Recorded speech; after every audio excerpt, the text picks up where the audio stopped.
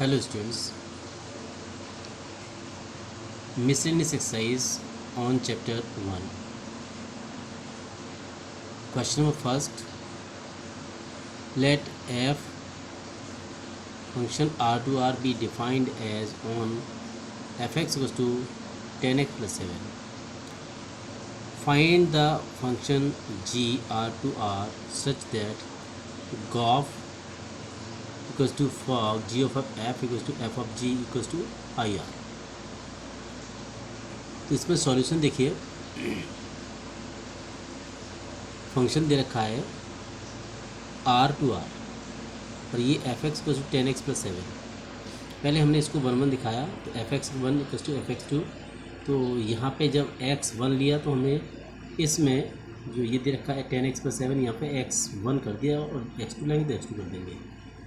इसमें देखिए ये 10x प्लस 7 में, तो ये इस तरह से यहाँ पे 10x 1 प्लस 7 और 10x 2 प्लस 7 हो गया, 7 करके 10 से 10 हट जाएगा। इस तरह से x1 इक्वल टू x2 है। तो इस तरह से ये हो जाएगा f यानी फंक्शन 1 हो गया। अब ऑन टू के लिए देखेंगे, y belongs to r codomain y equal to F X equal to 10x plus 7। यहाँ से x की वैल्यू फाइंड करेंगे हम लोग, तो by minus 7 upon 10 that belongs to R यानी domain. Therefore, for any by belongs to R, there exists x equals to by minus 7 upon R belongs to R, such that fx equals to, तो x की place पर हमने ये रख दिया by minus 7 upon 10 और इसको fx की इक्वेशन में जो हमें दे रखी थी क्वेश्चन में उसमें x के प्लेस पे रख करके हमने सॉल्व किया तो y निकल कर गया है। इस तरह से हमें पता चल गया कि ये f क्या है, फंक्शन क्या है, ऑन टू है। इंजेक्टिव, अब देखिए इन्वर्टिबल, क्योंकि ये 1 भी हो गया और ऑन टू भी हो गया, therefore f is invertible function. अब यहाँ पे देखेंगे g r to r H G Y equals to, इसी को हमने जो अभी x निकाला था इसको बाई जी वाई कह सकते हैं, बाई माइनस 7 अपॉन 10। और इस तरह से हमने g ऑफ एफ एक्स निकाला। तो ये पहले पिछले वाले एक्सरसाइज में हम कर चुके हैं, ये वाले निकालने के लिए सॉल्व कैसे करते हैं, g ऑफ एफ एक्स और f ऑफ जी वाई निकाला। तो इस तरह से ये g of F X X आ गया, f ऑफ जी वाई बाई आ गया। तो इस तरह से हमने देखा g gof equals to ir or frog equals to ir, hence required function g r to r is gy equals to by minus 7 upon 10। Clear? इस तरह से हमें ये फंक्शन हमें जो फाइंड करना था फंक्शन g, तो इस तरह से हमें मिल गया। क्वेश्चन नंबर 2, फंक्शन दे रखा है होल नंबर से w to w be defined as fx equals to n minus 1 is if n is odd, f n equals to n plus 1 if n is even, show that f is invertible, find the inverse of f। Here w is the set of all whole numbers। देखिए यहाँ पे F N equals to ये N minus 1 when N is odd, N plus 1 when N is even. तो इसके लिए हमने पहले 1 दिखाया, let n1 is odd n2 is even. अगर हम इस तरह से लेते हैं तो n1 और ये n2 हमने लिया, F N one F N two. ये हमने n1 को ऑड के रखा था तो ऑड वाली कंडीशन ले ली, ये इवन वाली कंडीशन ले ली। जब इसको सिंप्लीफाई किया तो n1 minus n2 equals to 2 आ गया, जो कि पॉसिबल नहीं, विच इज़ नॉट पॉसिबल। अब हमने जब इस तरह से देखा n1 को अगर इवन लेना है, n2 को इवन लेना है, ऑड लेना है, तो फिर हमने सॉल्व करके देखा, देखिए तो भी ये इम्पॉसिबल कंडीशन आ गई। लेकिन जब हमने when both n1 and n2 are odd, जब हमने दोनों को ऑड ले लिया तो ये n1 इक्वल्स टू n2 आ गया इस तरह से, ठीक है। और जब हमने दोनों को इवन लिया तो भी n1 इक्वल्स टू n2 आ गया। इस तरह से हमने देखा, यानी कि फंक्शन क्या है 1 1 हो गया। अब हमने देखा ऑन टू में हम देखेंगे ऑन टू, तो it is clear any odd numbers in codomain is the image of even numbers in the domain. So f is onto. F is invertible function. Let us define g w to w. Gm equals to m plus 1 when m is even, m minus 1 when m is odd, when n is odd. तो देखिए क्या करेंगे। Okay देखिए,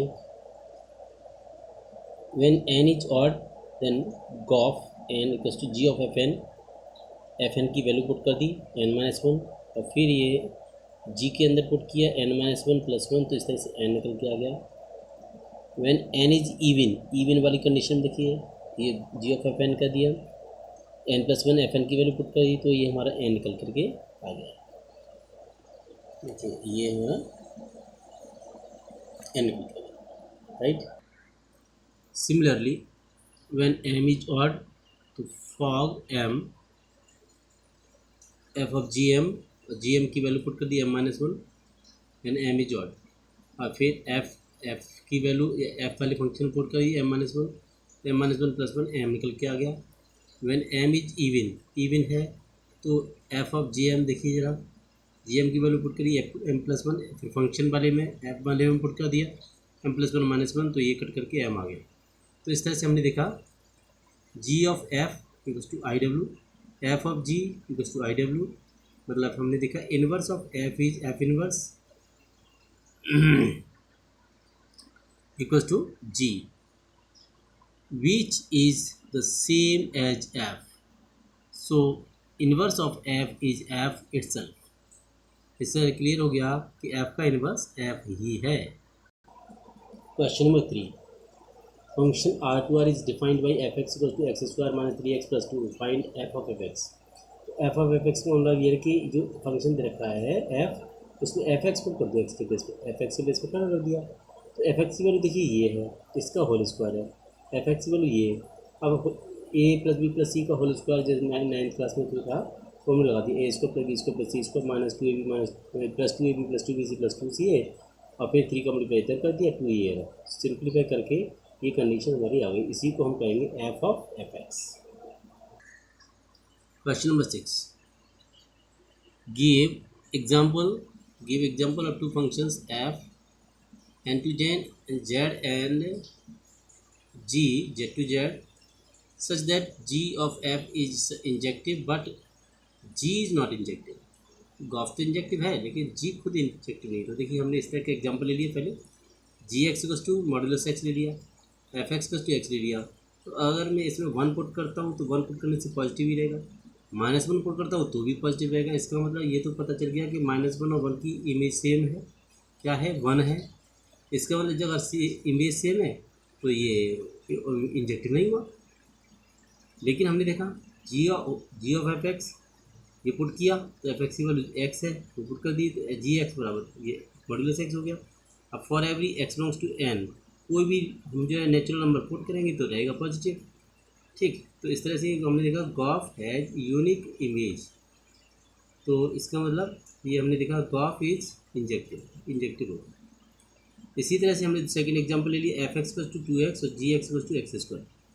अब हमने इसमें भी अगर -1 और 1 रखूँगा तो ये सेम में जाएगी, इसका g इज नॉट इंजेक्टिव। फिर हमने g ऑफ fx निकाला, तो g ऑफ fx निकालने पर देखिए ये हमारा क्या आंसर आ गया, ये 4x² आ रहा है। इसका मतलब g of fx has unique image, तो g of f is injective, यही हमें क्लियर करना था। क्वेश्चन नंबर 8, देखिए ये given a non-empty set x, consider px which is the set of all subsets of x. Define the relation px as follows: for subsets a b in px, a or b is related to b if a is the subset of b, is r an equivalence relation on px का power set है, ध्यान रखना। Justify your answer, तो it is given that for any, ये देखिए ए और B के लिए जो पी एक्स में है, A is related to B given है, इसका मतलब है A is the subset of B. और फिर हम अगर रिफ्लेक्सिव दिखाते हैं तो A is the subset of A, कोई भी सेट अपने आप का सबसेट होता है, इसका मतलब a is related to a, तो R is reflexive on P X, ये तो बात कन्फर्म हो गई। Symmetric, let a b in P X b px such that a is related to b,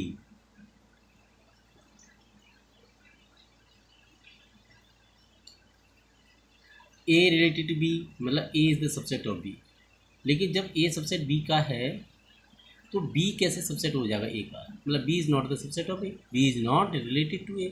जैसे एग्जांपल दे रहा हूँ, देखिए इसमें 1 2 है, इसमें 1 2 3 है, तो इसके अंदर एलिमेंट जो है इसके अंदर हैं, लेकिन इसके अंदर एक्स्ट्रा है, तो ये इसका सबसेट हो गया। लेकिन अब इसको उल्टा कहें तो 1 2 3 is not the subset of this, क्योंकि इसमें 3 है, इसमें है ही नहीं। तो केवल ये इक्वल की केस में इक्वल सबसेट हो सकते हैं दोनों आपस में, लेकिन और कोई कंडीशन नहीं हो सकती। तो R is not symmetric relation on P X, right. अब देखिए ट्रांजिटिव, ट्रांजिटिव कैसे देखेंगे, अगर ए सबसेट बी का है, ए सबसेट बी है, बी सबसेट सी है, तो ए तो अपना भी सबसेट हो जाएगा, ए इज रिलेटेड टू सी हो जाएगा, आर इज ट्रांजिटिव हो गया ऑन पी एक्स। तो रिफ्लेक्सिव है, ट्रांजिटिव है, लेकिन सिमेट्रिक नहीं है। जब एक कोई कंडीशन वेरीफाई नहीं हो रही है, बाकी दो हो रही है, तो उसको इक्विवेलेंस रिलेशन लिखेंगे, मतलब R is not an equivalence relation on P X. Clear, देखिए, थैंक यू।